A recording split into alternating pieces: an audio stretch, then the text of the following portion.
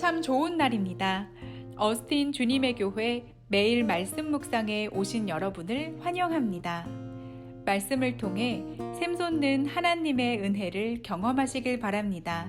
오늘은 어제보다 더 행복한 하루가 될 것입니다. 네, 매일 말씀 묵상 오늘 우리에게 주시는 하나님 말씀은 창세기 37장 21절부터 24절까지 말씀만 보도록 하겠습니다. 창세기 37장 21절부터 24절까지 말씀입니다. 우리 한 목소리로 넉절 말씀 쭉 읽겠습니다. 시작. 르우벤이 듣고 요셉을 그들의 손에서 구원하려 하여 이르되 우리가 그의 생명은 해치지 말자.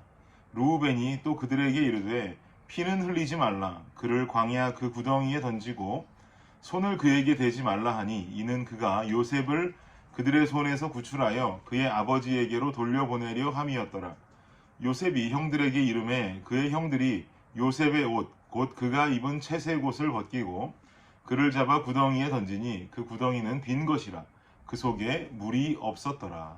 아멘. 네, 저희 가정의 본격적인 하루 일과는 오전 6시 30분부터 시작이 됩니다. 물론 새벽 예배에 다녀와야 하는 제 개인적인 기상 시간은 그거보다 더 이른 시간이기는 합니다만 가족 전체가 움직이는 시간은 첫 번째 시간은 바로 오전 6시 반 정도가 됩니다. 미국은 왜 그렇게도 초등학생들 등교 시간이 빠른지 모르겠습니다. 제가 새벽 예배를 마치고 집으로 돌아가면 가족들은 6시 반쯤 기상해서 아내가 아이들 등교 준비를 시키고 저는 지금 등교 준비가 된 아이들을 차에 싣고 학교까지 라이드를 해준 뒤에 다시 출근을 하게 됩니다. 엊그제도 그렇게 아이들을 등교시키고 그날이 월요일이어서 제가 쉬는 날이었기 때문에 교회로 오지 않고 집으로 들어와서 좀 쉬고 있었습니다. 쉬고 있으니까 1, 2, 3번은 이미 학교를 간 상태이고 그 뒤에 이제 차례대로 4번과 5번이 기상을 합니다. 그리고 아내는 볼 일이 있어서 밖으로 나가고 저 혼자 아이들을 보고 있었습니다. 저는 거실에 있었고요. 4번과 5번은 놀이방에서 둘이 재미나게 놀고 있더라고요. 이 녀석들도 이제 좀 컸다고 둘이 노는구나 하고 생각하면서 저는 홀로 이렇게 거실에 앉아 있는데 놀고 있는 그 아이들이 너무 조용한 겁니다. 아이들은 조용하면 사고 치는 것이라는 전 세계적인 진리의 가르침이 있죠. 그래서 제가 조용히 그 아이들이 있는 방에 가보았더니 막내가 뭔가를 잘못했는지 넷째 아이가 이 막내 아이의 머리를 갑자기 한 방 가격하더라고요. 제가 몰래 보고 있는 것을 알아차리지 못한 것이죠. 그런데 중요한 건 언니에게 한 방을 맞은 가격당한 막내의 행동이었습니다. 저는 그냥 엥하고 울어버릴 줄 알았는데 갑자기 본인도 손을 들더니만 자기 언니의 머리를 자기 언니보다 더 세게 때리는 겁니다. 이제 5번도 반격을 가할 수 있는 나이가 되었구나 라고 저도 그것을 보면서 깨닫게 됐습니다. 아빠가 보지 않는 곳에서 언니도 동생을 때리고 또 아빠가 보지 않으니까 동생도 언니를 반격하는 모습을 본 저는 귀엽고 웃기기도 하지만 또 더 이상 놔두면 큰 싸움이 되겠길래 그만해요 라고 굵은 목소리로 말하자 아빠가 보고 있었다는 것을 뒤늦게 깨달은 두 아이들은 화들짝 놀라고 싸움을 멈추었습니다. 그래봤자 2살, 3살 연년생 꼬맹이들인데도 아빠가 없으면 서로 쥐어받고 반격하는 모습을 보면서 인간의 죄는 학습을 통해서 배우는 것이 아니라 죄인이어서 죄를 짓는 것이구나 라는 확신을 갖게 됐습니다. 우리의 삶도 마찬가지 아닙니까? 비단 2살, 3살 어린아이들만 그러는 것이 아니라 아무도 보지 않는 곳에서 내가 홀로 있을 때에 죄악을 짓는 나의 모습을 발견할 때 여러분 그런 경험들 해보신 적 많이 있을 것이라고 생각합니다. 아무도 보지 않는 곳, 그곳에서 죄 짓기 너무 쉽죠.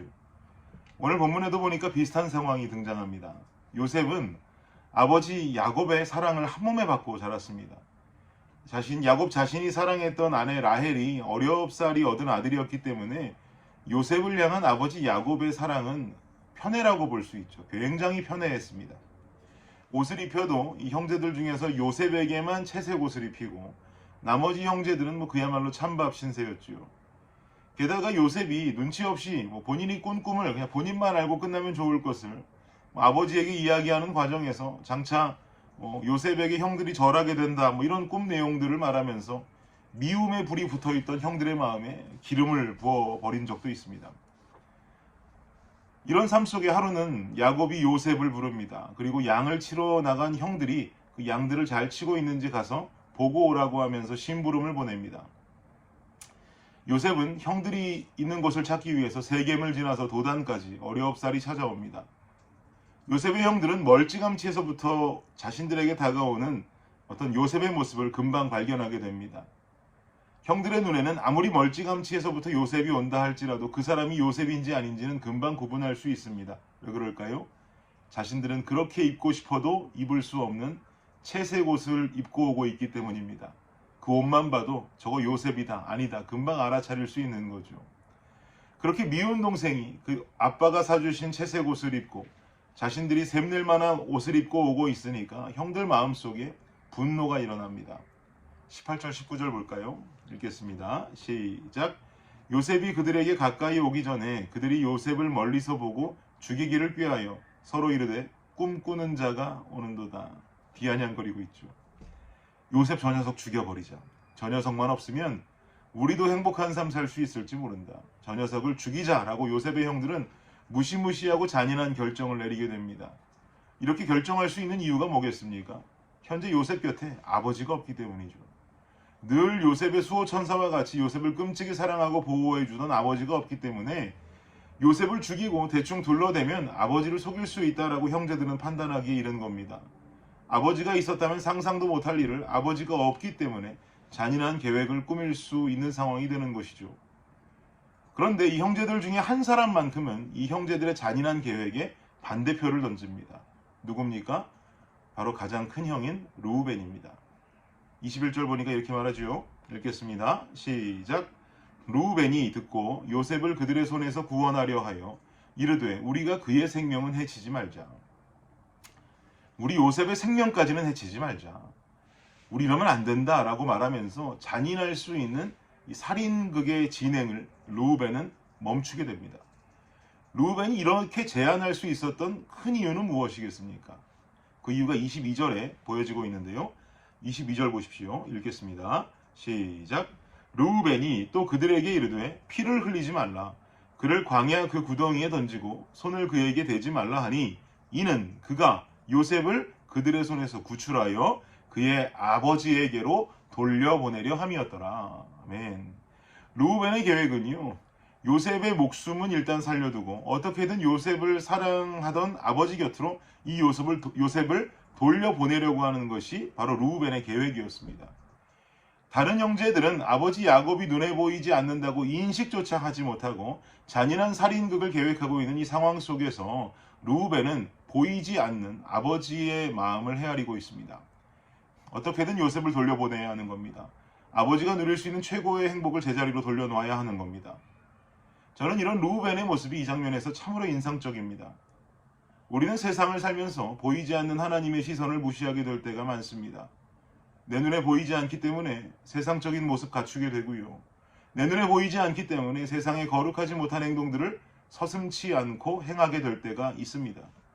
그러나 진정한 신앙인의 모습은 하나님이라는 존재가 보이지 않는다 할지라도 그분이 나를 얼마나 사랑하시는지 그분의 존재뿐만 아니라 그분의 마음을 헤아리는 자들인 줄을 믿습니다. 결국 우리는 나중에 다 주님 앞에 서게 됩니다. 주님 만나게 됩니다.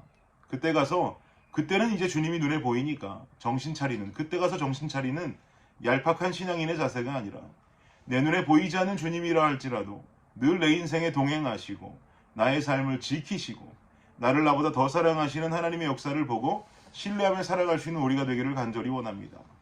여러분 잘 아시는 시편 1편 말씀에 말하기를 그는 시냇가에 심은 나무가 철을 따라 열매를 맺으며 그 잎사귀가 마르지 아니함 같으니 그가 하는 모든 일이 다 형통하리로다. 악인들은 그렇지 아니하며 오직 바람에 나는 겨와 같도다라고 말합니다. 우리 주님이 눈에 보이지 않는 어떤 곳에 있다 할지라도 우리는 늘 주님 곁에 있는 자들의 모습으로 하나님으로부터 오는 영적인 영양분을 공급받고 살아갈 수 있는 우리가 되기를 원합니다. 우리 모두에게 주어지는 오늘 하루 하나님께서 계시지 않는 곳에 하나님이 보이지 않는 곳에 우리는 수도 없이 많이도 거하게 될 것입니다. 그때마다 기억하시기 바랍니다. 하나님은 하늘나라에 계시기 때문에 보이지 않는 것이 아닙니다. 사실 하나님은 내 안에 계시기 때문에 보이지 않는 것입니다. 그래서 사실 귀를 기울이고 눈을 열면 가장 쉽게 만날 수 있는 분이기도 합니다. 그러니까 주님 보이지 않는다고 죄 지을 수 없죠. 주님은 우리가 죄 지으려고 하는 그때마다 내 안에서 내 이름을 가장 크게 부르고 계십니다. 주님을 내 안에 가둬놓는 삶이 아니라 내 안에 모셔드리고 우리는 보이지 않는 그 주님과 친밀한 관계를 맺어갈 수 있는 저와 여러분이 되시기를 예수님 이름으로 축복합니다. 기도하겠습니다. 주님 감사합니다. 비록 보이지 않아도 하나님을 나의 구주로 인정하고 주님을 인식하며 살 수 있는 삶이 되게 하여 주옵소서. 주님 보이지 않는다고 죄된 삶을 살아가는 것이 아니라 주님 내 안에 계시고 늘 내 이름을 부르고 계시고 나를 보호하시는 그 주님을 깨닫고 내 안에 계시는 그 주님과 함께 친밀한 삶을 살아갈 수 있는 우리 모두가 되게 하여 주옵소서. 예수님 이름으로 기도합니다. 아멘. 수요일 기도 제목으로 함께 기도하도록 하겠습니다. 교육부 사역을 위해서 기도해 주십시오. 온라인 영상이 아이들에게 효과적으로 전달되도록 사역자들과 선생님들이 영혼 사랑의 열정으로 섬기도록 기도해 주시기 바랍니다. 두 번째는 구역 예배를 위해서 기도해 주십시오. 대면 비대면으로 드려지는 구역 예배가 안전하도록 구역장들이 예배를 성령 충만함으로 인도하도록 구역장들이 섬김을 통해 각 개인이 은혜와 복을 받도록 기도해 주시기 바랍니다. 마지막 선교사님들을 위해서 기도하실 때에 알래스카의 이홍래 목사님, 디국의 김재문 선교사님, 우즈베키스탄의 강세르게이 선교사님을 위해서 기도해 주시기 바랍니다. 기도하겠습니다.